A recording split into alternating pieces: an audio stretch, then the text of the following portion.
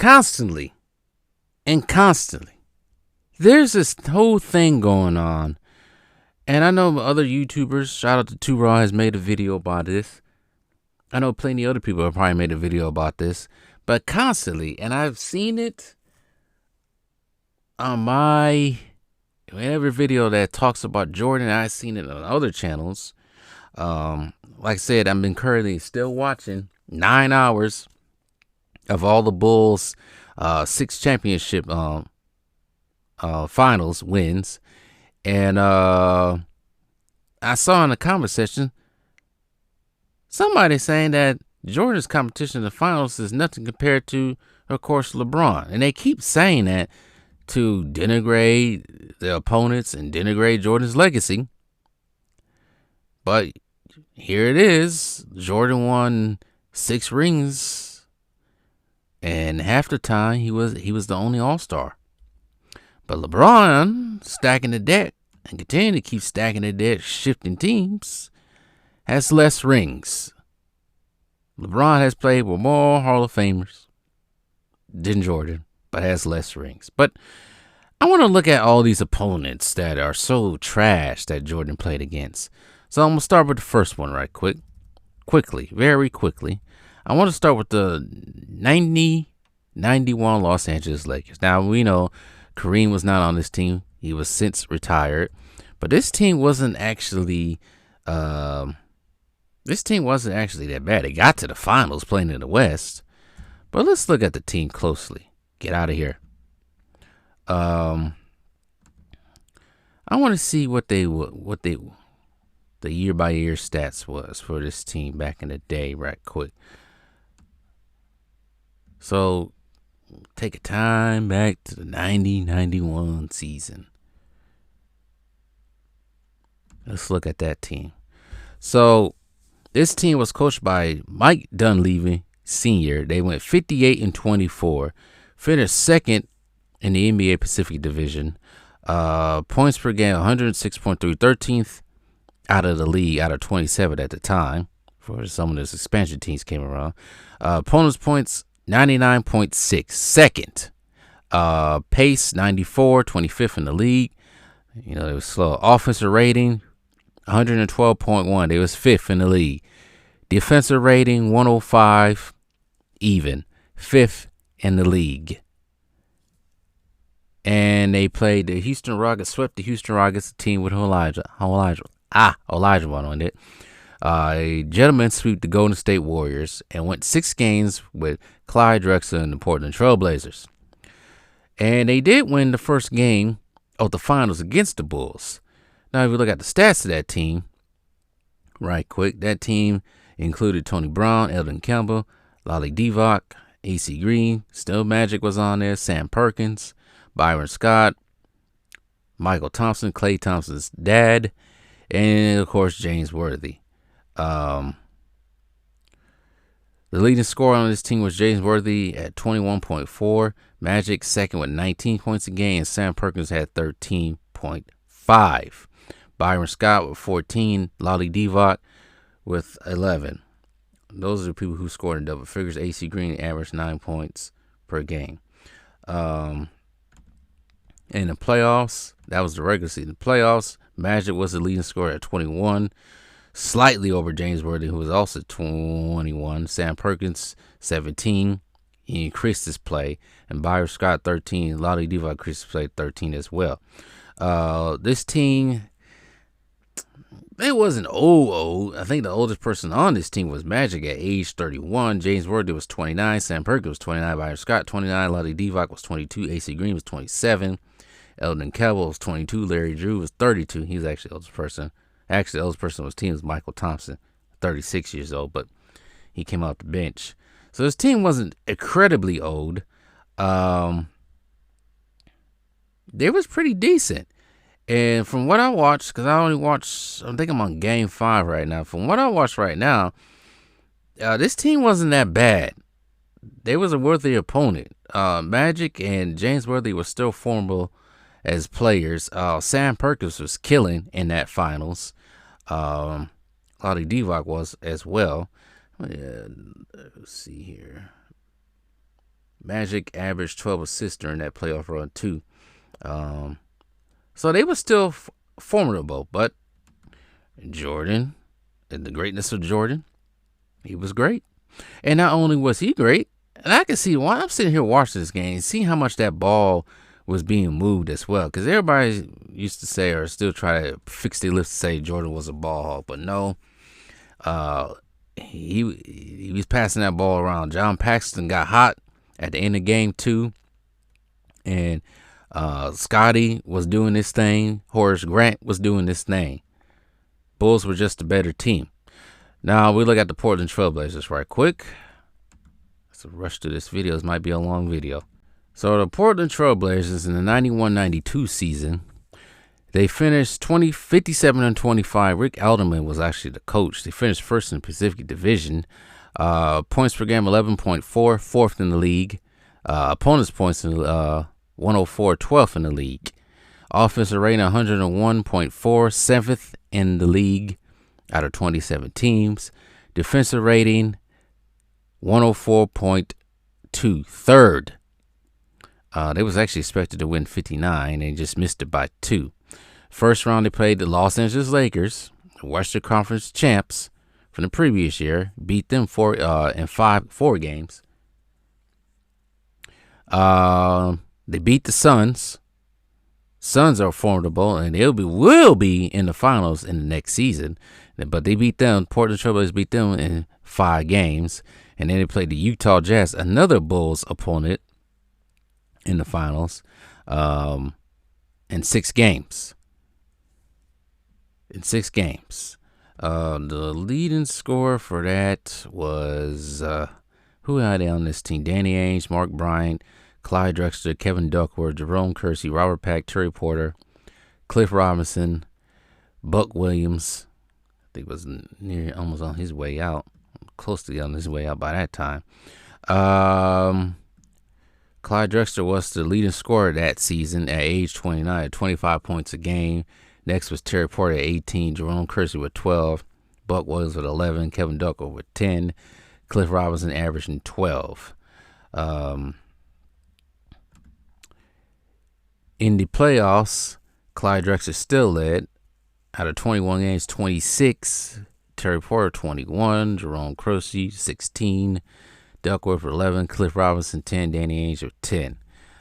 So this team was fairly good.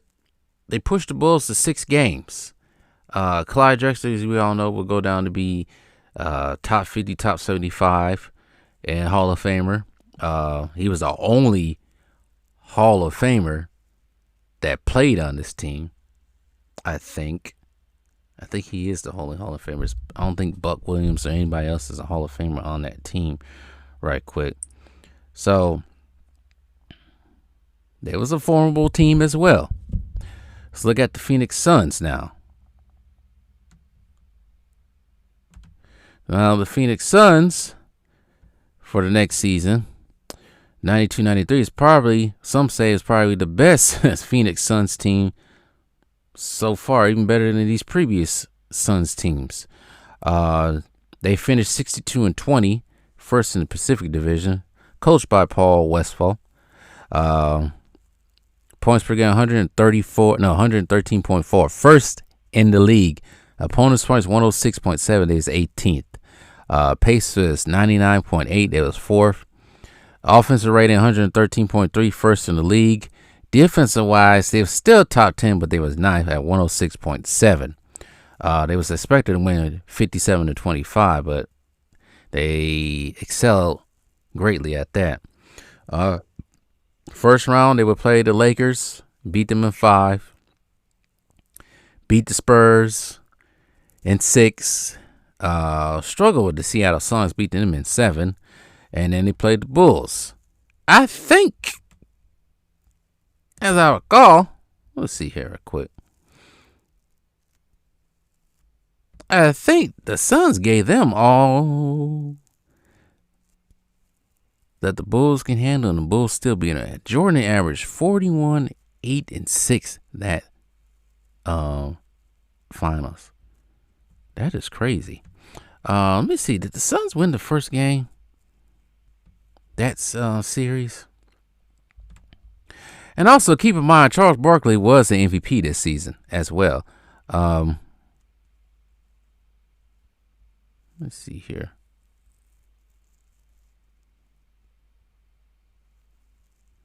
Let me check.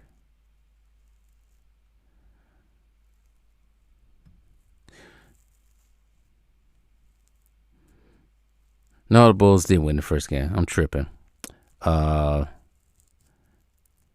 They won game 3. But I think the Bulls was on the road. I think the Bulls was a lower seed. Yeah, they was a lower seed that year. So, yeah, that Suns team had a better record than the Bulls. Because the Bulls had to start on the road. And that team was pretty good. Let me look at the stats for this team right quick. Because this team included...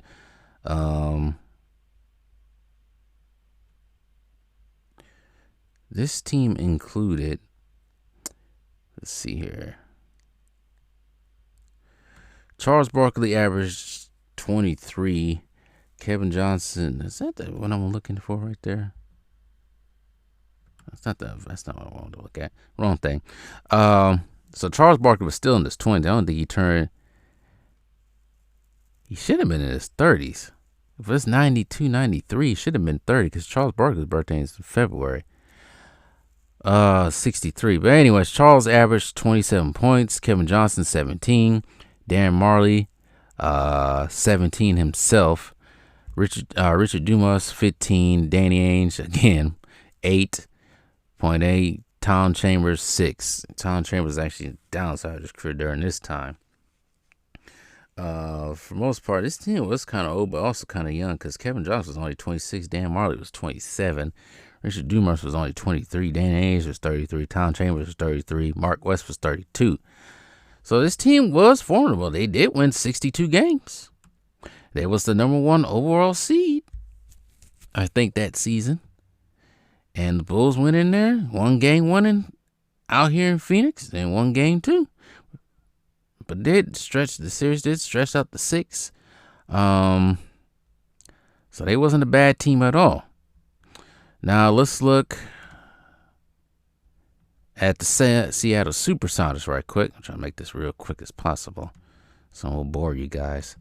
Now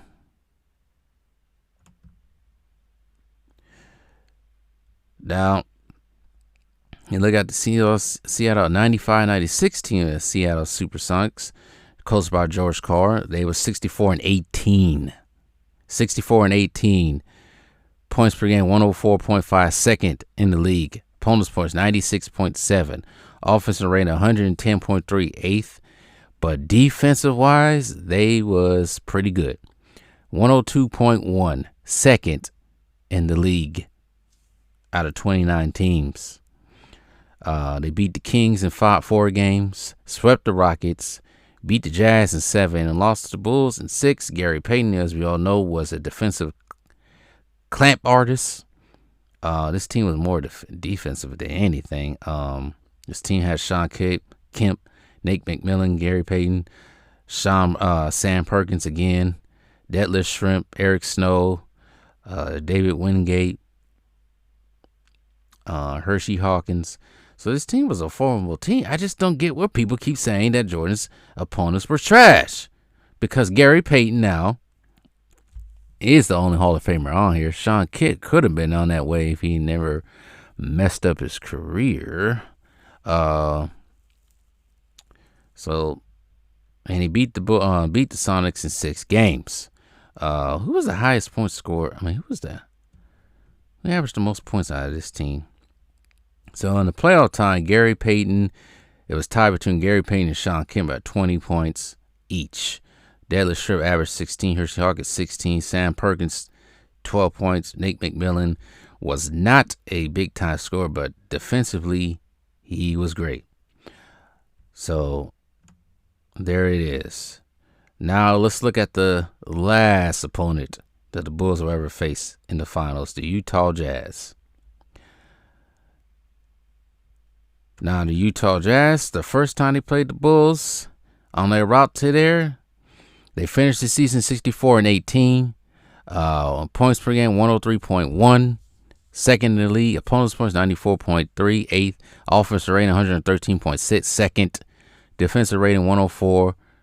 Even. Ninth in the league. In the 96-97 season, they swept the Clippers. Gentlemen swept the Lakers. Went 6 games with the Rockets. And went 6 games with the Bulls. Karl Malone, I think I know he was the lead scorer on that team. At 27.4, John Stockton averaged 14 and 10 assists. Jeff Hornacek averaged 14. Byron Russell averaged 10. Greg Ostertag was 7 points a game. Now, the only All-Stars and Hall of Famers on this team was Karl Malone and John Stockton. I think Hornacek got 1 All-Star to his name. I don't think it was this season. In the playoffs and in finals combined, Karl Malone, give me the averages. What the freak? Per game. I want the average. How much? Karl Malone in the playoffs and finals, 26 points. John Stockton, 16. Jeff Hornacek, 14. Byron Russell, 12. Keep in mind, this ain't a young Karl Malone, John Stockton. This is actually a little bit of an older team as well, because Karl Malone was my age at the time. John Stockton was 34. Jeff Hornacek was 33. So their main parts of the team was a little bit older. Next season, I think Karl Malone was the MVP as well. I might not think he was the MVP this year, the previous year, but no, he definitely was the MVP in the 97-98 season. The last dance for the Bulls. Utah Jazz finished 62-20. Offensive rating 112.7. First in the league. Defensive rating 105.4. 17th in the league. Their defense went down a little bit. In the first round of playoffs, they went 5 games with the Rockets. Gentlemen swept the Spurs, swept the Lakers, and then went 6 games with the Bulls. Will the Bulls have a worse record than I think they had a worse record than Utah that year. It was 62-20. Never mind.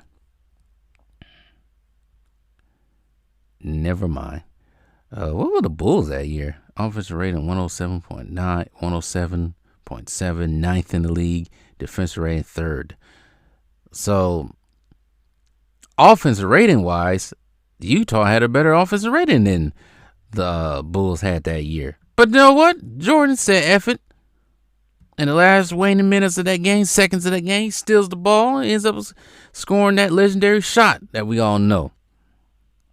With Scottie Pippen, not all the way there physically, and not with much scoring help. Jordan put the team on his back and beat this team, which was a very formidable team.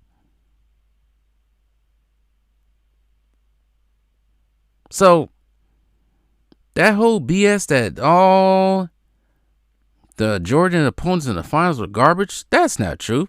Because half of these dudes, most of them, all 16, well, all 5 teams, I should say, because he played 2 teams twice. All 5 teams that the Bulls played in their finals runs were formidable. They have top 50 and top 75 players, Hall of Famers, players that once was leading in scoring before they was kicked out by a balding fool. And they played in a slower pace and a more defensive minded era as well during the 90s, and a little bit rougher compared to LeBron James's time. Now, I think half of these teams that LeBron James played in the finals can be dealt with by some of these teams the Bulls play with. Yeah, I said it. Yeah, I definitely said it. Now, the Spurs, especially 2014 team, that team is actually a decent team for people that don't know. They was actually decent. The Dallas Mavericks team that LeBron lost to, they could probably have their money ran off by some of these teams that the Bulls played in the finals. What's another one? Miami? The Miami Heat. The bubble team Miami Heat. You think they're good enough? You think they're great enough to beat the Jazz? The Sonics? Even that Laker team? That wasn't the Showtime Lakers anymore. You think the Miami Heat can go 7 games with any of those teams? You think that the 2014-15 Golden State Warriors can go toe-to-toe with those teams that Jordan played? Man, I'm getting tired of disrespect. To sum up this video, I'm getting tired of the disrespect Jordan's legacy is getting. Not even just Jordan legacy. I'm getting tired of the disrespect of the other players that Jordan played against that don't get no respect. They act like Karl Malone was a bum. They act like Charles Barkley was a bum. They act like Clyde Drexler was a bum. They act like Magic Johnson is no longer greater than when he once was. They put Steph Curry in front of Magic Johnson, even though Magic Johnson was a pure point guard. I made a video on that too when they said that. More of a point guard than Steph. I'm not saying Steph sucks. I'm not saying Steph shouldn't be celebrated. Steph is a very good basketball player. I'm not even gonna lie about that. I think he's more of a shooting guard than point guard. He's more of this new age scoring point guard. But anyways, I'm just getting tired of disrespect of the old players. This is the stuff, even though I was born in 1990, but even watching these players towards the end, I can respect for what they have done and what they still could do when I was started watching the NBA. I'm not going to let the legacy of these players just go to trash because someone wants to hype up another failing player's legacy. Yeah, I said a failing player's legacy because the way LeBron James was brought up when he first came into the league in 2003, we thought we was going to see greatness. We thought he was on to that when he first came into the league. But ever since he went to Miami, all that went down here and all that crap is manufactured.